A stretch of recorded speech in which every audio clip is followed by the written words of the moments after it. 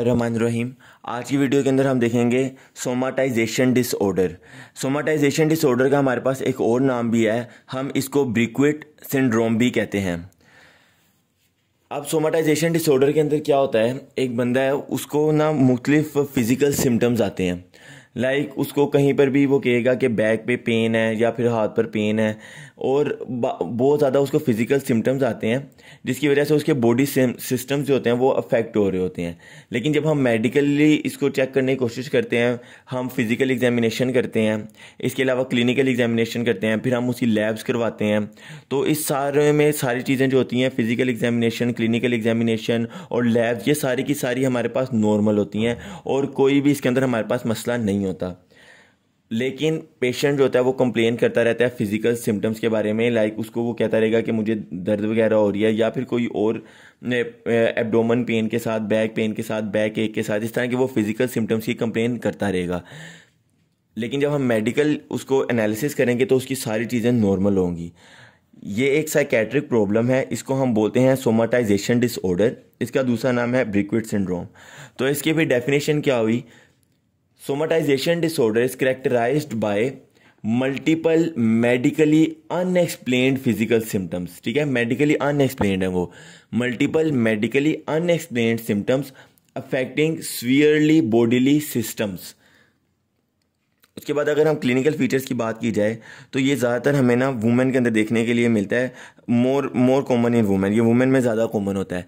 इसके अलावा जो हमारे पास पेशेंट आता है तो हम सबसे पहले हिस्ट्री लेते हैं, उसके बाद उसके लैब्स की तरफ जाते हैं, उसके बाद फिर कोई प्रोसीजर करना हो तो हम करते हैं, मतलब कि ऑपरेशन वगैरह की तरफ। तो जब वो आता है पेशेंट तो हिस्ट्री हम देखते हैं, तो उसकी ना लॉन्ग और कॉम्प्लिकेटेड मेडिकल हिस्ट्रीज होती हैं। हिस्ट्रीज उनकी किस तरह की होती हैं, long and complicated medical histories. और जब हम फिर इन्वेस्टिगेशंस करवाते हैं उसके साइन सिम्टम सुनने के बाद, हम जब इन्वेस्टिगेशन कोई भी लिख कर देते हैं तो वो जो इन्वेस्टिगेशंस होती हैं वो सारी हमारे पास नेगेटिव आती हैं, यानी कि नॉर्मल आती हैं। मल्टीट्यूड ऑफ नेगेटिव इन्वेस्टिगेशंस इसके अंदर हमें मिलता है।